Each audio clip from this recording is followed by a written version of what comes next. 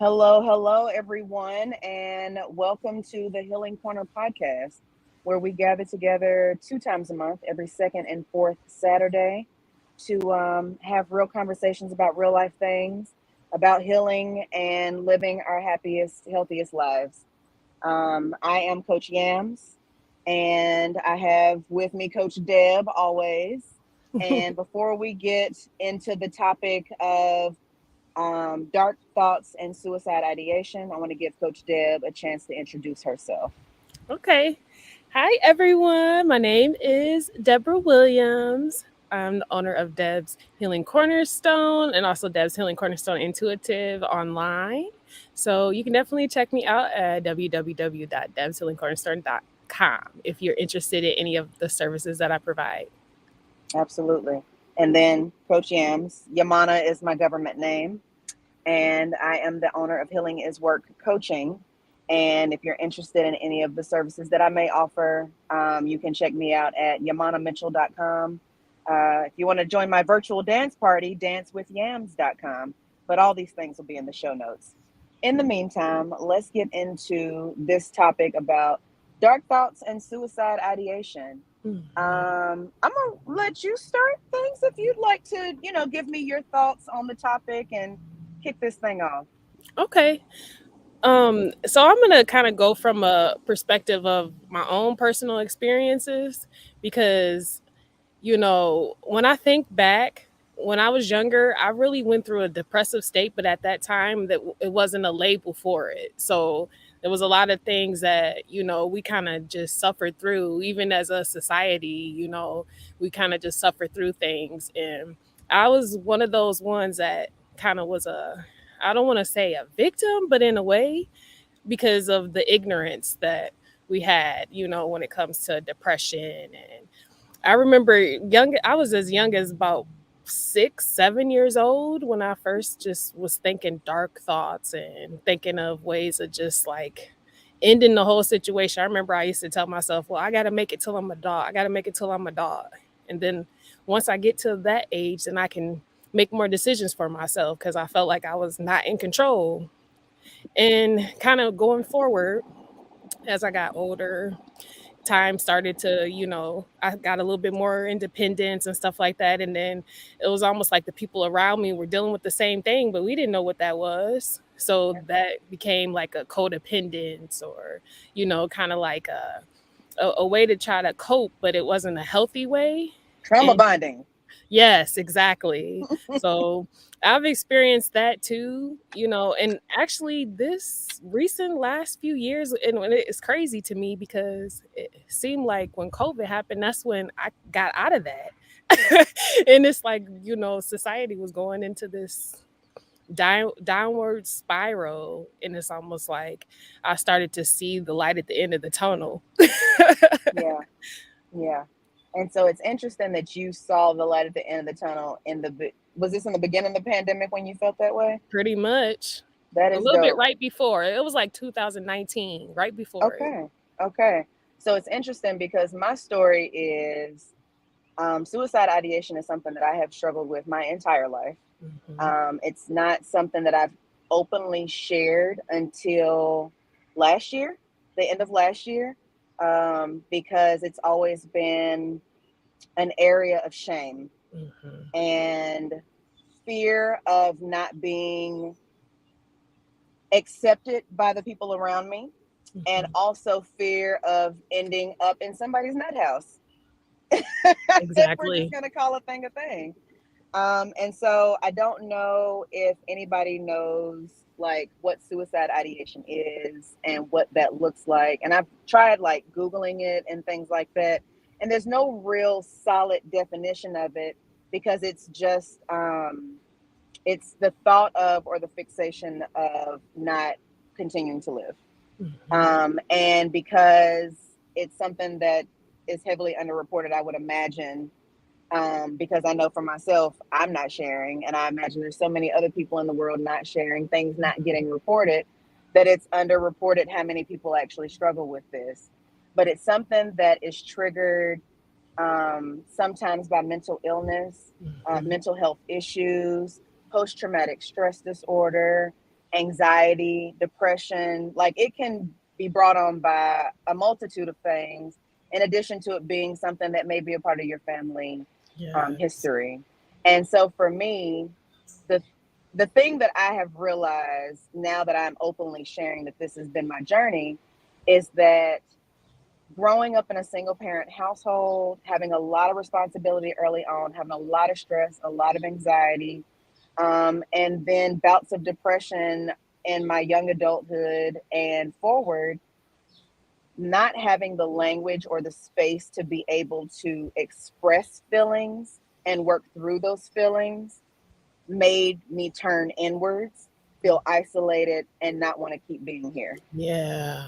Yep. I can relate to I can relate to that for sure because in my dynamic I had both of my parents, but one was mostly out of the house working and the other one was there, but she wasn't there emotionally. You know what I'm Mhm. saying? And so to me I felt like I was alone in the world. I had siblings, but I mean, my siblings, they were going through their own things. And Yeah. actually to this day, like I have my younger brother, he's right underneath me. He actually is been diagnosed with mental illness, schizophrenia. So, Yeah. it's kind of like a thing that's running. It has ran in my family too. I had cousins. I had a cousin that passed away because of, taking this, what we're talking about, basically taking that route. He Yeah. decided that he couldn't do it no more, so he deleted himself, basically. Yeah. Yeah.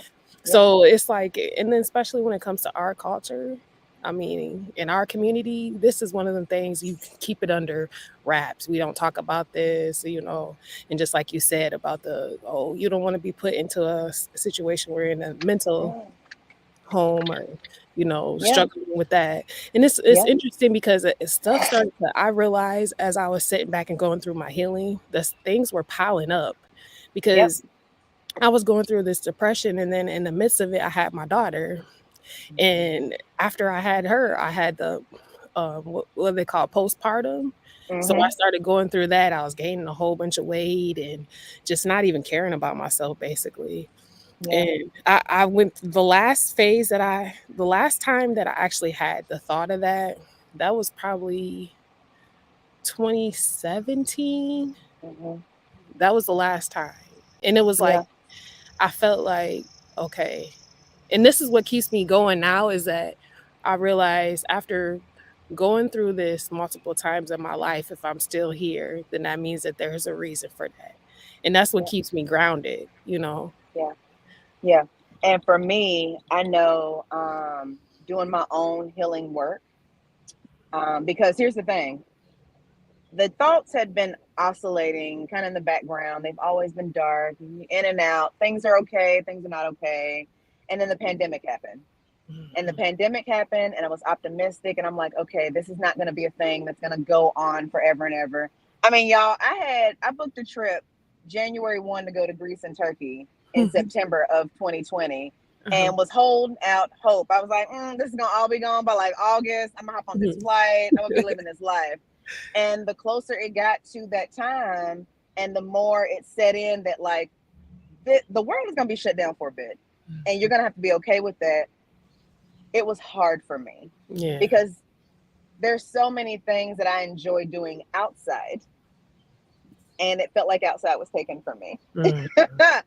And then that opened up the opportunity really for me to step into having my tribe of people around me that were able to support me through this period. Because y'all, towards the end of the year, the end of 2020, it just, the way suicide ideation has worked for me is I'm going through life, tra la la la la, and everything is fine. And then there's a little thought in the back of my mind. It's like, we don't have to keep doing this. Mhm. This is really hard.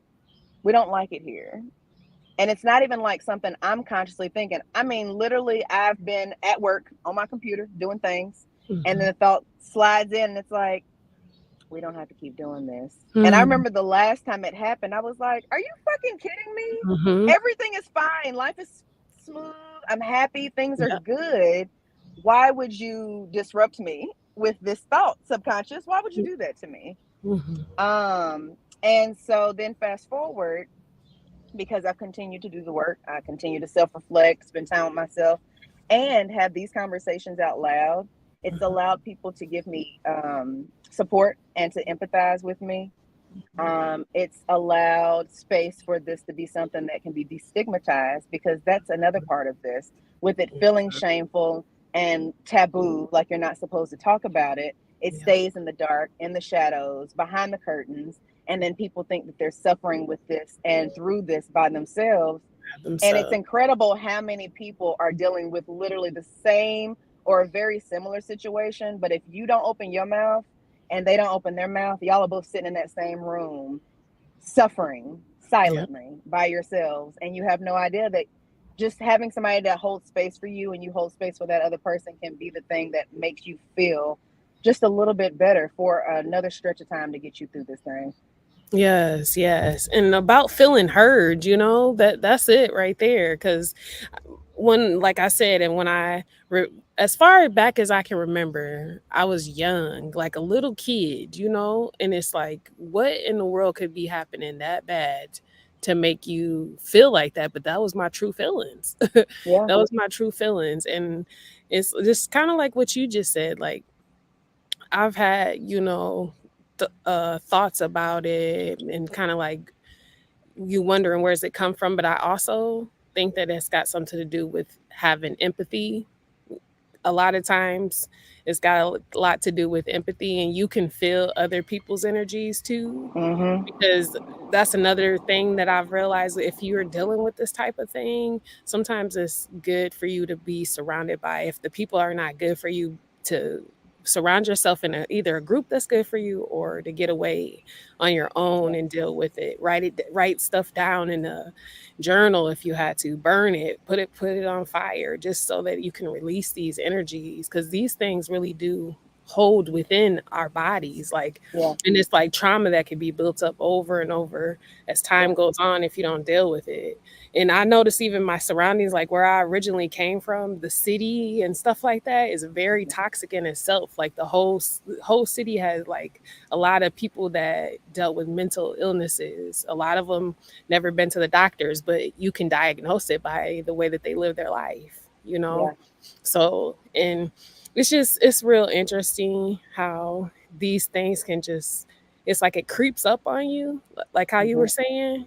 And then if you Yeah. have the tools, you'll know how to maneuver and how And to get that's away, what I was gonna say. Yeah. exactly. And that's the thing. So like after I did the work with myself and spending time, first of all, getting comfortable with being okay with my own company Hmm.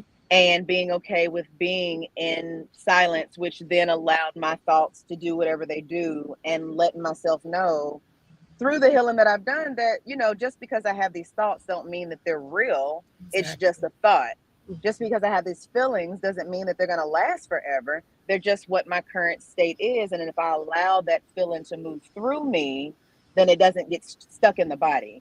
And that's the thing, like with the dark thoughts for me, and the thing that I've recognized at this point is because I had so many other people's things weighing on me, because I carried everybody else's shit. Mhm. That's the reason why I struggled so much with suicide ideation. Because the thing is that I think it's at this point, I want to say it's been like the last 8 months where an intrusive thought like that has not come in. And this has been the longest stretch of time I think I've gone through in life, where it's Yeah. not been like a little peekaboo, bitch, we back. Let me Hmm. just hit you with this real quick. And it's really been because I have separated myself from people who are no good for me. I don't do things in life that don't make me happy or don't bring me joy. And I am showing up as myself, and I'm not apologizing. I'm doing what makes me feel good and makes me happy. I'm pouring into myself. I'm taking better care of my body. And like when you do all of these things, using all these different resources from these different, avenues, all of it coming together is able to support you through the stuff that feels like it's impossible to get through sometimes. Very true. And kind of to talk about like what you just said, how the thought comes up, because it's been since 2017, 18 since I like really was all the way on the edge about to, do something that I would have regretted. But Yeah. the most recent time that has crossed my thought has been when I be right before I started to move, because and it's Mm, really weird because it's like everything was going how it's supposed to, in place and everything, but it's just some little inkling inside that's just like, yeah. you're not gonna do it, you're not gonna make it, Yeah. this is all gonna crash and you're gonna have a horrible time with this transition. And it was like I had to step back, and that's kind of like really why I had to step away from social media too, because that's a lot of energies. Some of these people, I have no clue who they are, and I'll never meet them, Yeah. and they're projecting energies, I can feel it. So I realized Yeah. that, and I had to take a moment to just step back from, all the extra things so that I can focus my mind in the right perspective. Like, okay, you're going to accomplish this. There's nothing stopping you. This is Yeah. just a battle that's coming up again to see if you're going to pass it this time again. Yeah. And I feel Yeah. like you never get, like, once you deal with this, I feel like you got to live with it in a way. Yeah. But that you learn with the tools like what we're talking about, you learn how to cope. You learn how to continue to keep on surviving with it. Absolutely. Yeah, I know. One of the things that's helpful for me, there's several things, but one of the things that's like helpful for me based on what you're saying is like when thoughts like that come up, when the limiting beliefs, when the projections of other people, your past worries and concerns, because the brain wants to keep you safe.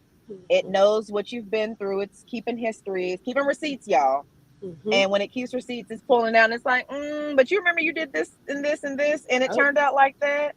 And Mhm. so, while the brain is wanting to do its job, because we know that we are doing things better, because we're making better choices for ourselves, because we're more aware of our needs and things, then it's like, okay, you can step back and you can check that voice and be like, hey, I hear what you're saying.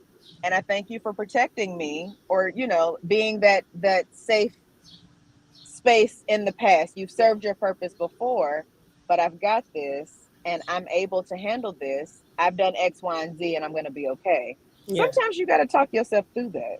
Mhm. And it's not crazy.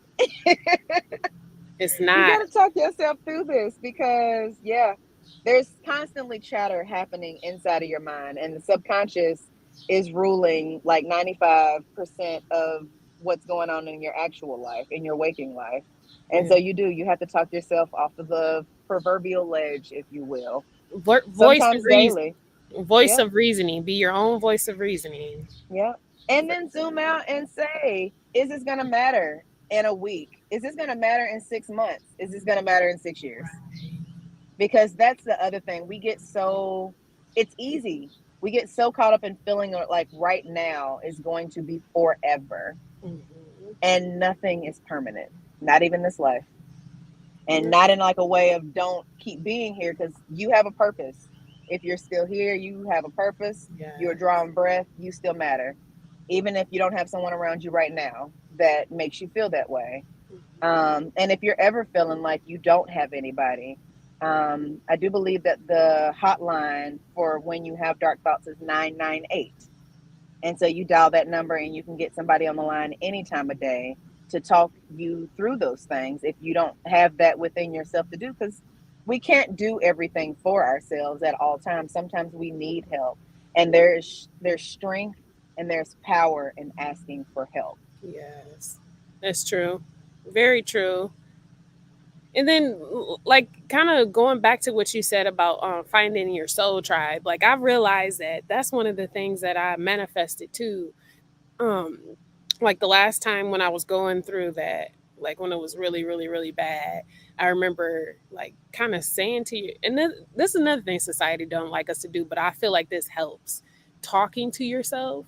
People, they say, oh, well, you shouldn't do that. But I feel like that has helped me go through a lot of different things. Like Yeah, just calm yourself down. I used to tell myself, it's okay, Deb. It's okay, yeah. Deb. You'll be all right. You'll be all right. Just saying You're that stuff. safe. Yeah, affirmations are serious, guys, like Yeah. serious. Even if you're listening to it in your headphones, if you don't feel comfortable talking out loud, I've been talking to myself out loud since I was a kid, Years. so Decades. it's not gonna never change, and I'm getting more comfortable with it. you know. Mhm. But if you don't feel that way or you've never been that type of person, put some headphones on, listen to affirmations. Mhm. I will do this. And, positive affirmations will feed your because it's really a subconscious thing that we're talking about, y'all. This ain't nothing physical. This ain't nothing that you can like point it out and be like, yeah, get away from me, or Yeah. physically move away. It's with you wherever you go. Yeah. And I'm going to add to this because this is something, just want to expand on it being something that's held in the body. The body keeps the score, and that is the title of a book. And the body absolutely is keeping tabs and tallies of all of the trauma that it's been through and that's been passed down to it. And so, interestingly enough, and I don't know, I can't remember if it was in that book, The Body Keeps the Score, or some other book that talks about body and trauma being held within ourselves. But there was a story I remember reading in one of these books where there was a person who was struggling with suicide and like wanted to suicide by like fire or something crazy, and they did not know where that feeling was coming from.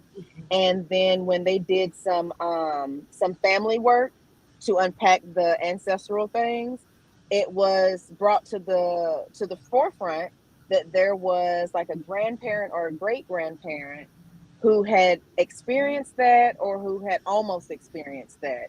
And so, because they had felt that trauma, that particular person, then passing it down through DNA to this person that was in this current space, walking this earth, and not and feeling the need to take themselves out based on 2 generation ago's trauma.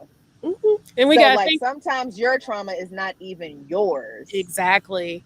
And we got to think too, science even says like your grandma, her seeds are were holding you, you know what I'm saying? Yeah, Because when a woman, all her seeds are inside of her at all yeah, times, so even before she even starts to give birth or get ready to have a child. So like how we say when a baby's in the womb, they can feel everything and they can experience everything. So all these traumas that our ancestors have been through are yeah, definitely coming out, and we're the ones that's supposed to go through the healing to try to heal it so that it yeah, doesn't affect the next generation. Even though, like, how I have a daughter, I'm pretty sure she's has some type of generational trauma that she has had, because I'm just now getting through the healing. But because I decided to do the healing, now she can see on the outside like what it looks like to actually go through it. So when it's time for her to do it, she'll have an example of what that looks like. I know my absolutely. parents, they dealt with a lot of issues, but they never talked about it, Yeah, and I could see it on the outside, but it was like they lived a life before me that I have no clue. And if they don't tell me about it, I wouldn't even know anything about it. yeah, But you can see still the symptoms and the certain things because of your own life and the things that you're going through, your journey. yeah, So you guys stay encouraged out there, because this is something that we really need to bring awareness to, because it's yeah, been pushed under the rug so much. And I feel like the more that people get accustomed to like hearing about this, the more that we can help people and potentially save a life, honestly. absolutely. Save several lives, because the thing is that, and it's not just about having dark thoughts and suicide ideation. This is even just going through regular life shit. Like, everybody thinks that they are the only one going through a thing. 9 times out of 10, honestly, 10 times out of 10. But because we don't want to give 100% because that Right. feels crazy. 9 times out of 10, though, somebody in your immediate vicinity is going through something very similar. And so, like I said earlier, the vulnerability to share is sometimes the thing that gives another person the permission and the strength and the courage to keep going forward. Because I know that, not even just specifically about this topic, but anything in life, me walking in my purpose right now, doing my business and showing up out loud and boldly and just being free and having fun. Like, this is not fake. This is what I'm actually doing because this is what brings me joy. Yeah. But it took me a while to get here, and then because I'm doing this now, it gives other people permission to do the same, because they're like, "Oh, I know her," and like, this is like super doable. Like, I am seeing her do this, Yeah. so I can do this too. And I want people to feel that way about getting through the hardship too. Yes. Look towards somebody who maybe you don't know their whole story, but who inspires you just a little bit. Because we've all been through something, and that person has figured out how to get through it. Maybe not every time, but in that last instance where it was the hardest. We have all had ups and downs in life. And please don't suffer alone, because somebody will hold space for you. Even if you got to message me and Deb, honey, please do. Please Yes. message us directly, and we Yeah. can point you in the right direction of resources or support or something if we can't give that to you ourselves. Um, yeah, And I was gonna say, we have to be the change that we want to see in this world. yes, You know, if you don't see anybody else doing it, it means you need to go do it. That's what that means. It's like when people say, "Well, I don't know what my life purpose is," and or I don't know why I'm here. It could be because of the trauma or the things that you have been through to yeah, for you to be able to heal it and for you to be able to show somebody else what it looks like. Be yeah, an example out here. yeah, So yeah.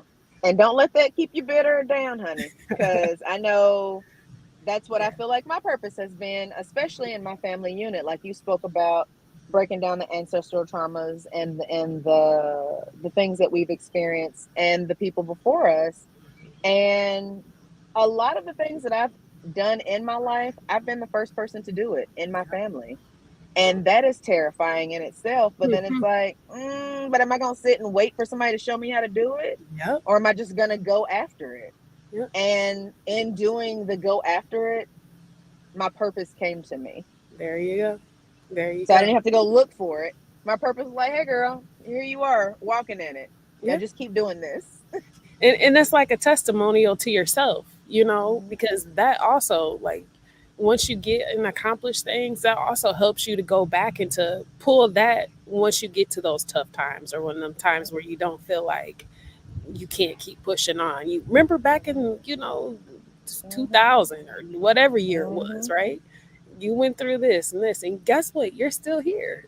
Yep. So guess what? You're gonna keep on going and you're gonna keep on pushing, Yep. and nothing can stop you but you. Remember, the power is within us, yeah. It's Yeah. us. Everything is from within.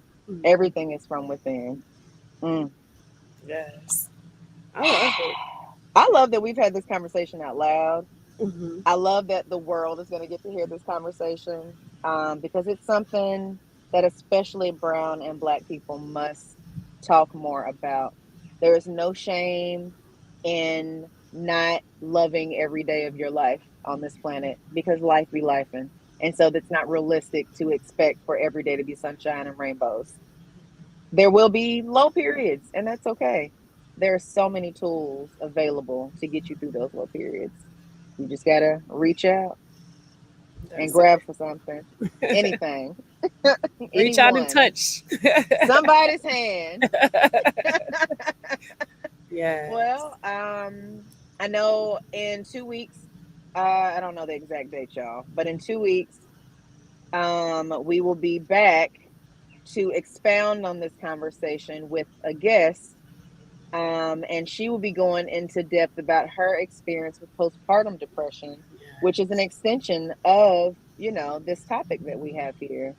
So it's not just people who have been in the military. It's not just people who have been through regular life things. Moms have a special level of trauma and things that they have experienced because I have never experienced this. Deb has, but brewing a baby in your body is a whole experience, and in itself, lots of hormones, lots of chemistry and science happening, and it can take a toll on your physical and your mental and emotional health. Yes, very much so. I'm excited to talk about that and really get into depth. So y'all make sure you stay tuned for that. I believe it's going to Yeah. be what, the 17th? I believe so. The 17th. This is today is the Oh what, the no, 10th, so the 24th or somewhere 24th. around there, child. Don't hold me. Okay. Okay. Can Yep, you hear it me? is. Yep, the There we 24th. go. Okay. So yeah, stay tuned with us. Like, subscribe, share. Connect with us, leave comments if you've had any thoughts or you want to share anything. We are always open to new show topic ideas. We will respond to comments if you have any, because we're here for open dialogue. This is not us giving y'all things. This is a conversation, and we Mhm. want you all to be involved too. So like, share, subscribe, the Healing Corner podcast. Check me and Deb out individually. We also have our own businesses, and we love you so much. Love y'all. Take care. Talk to you later.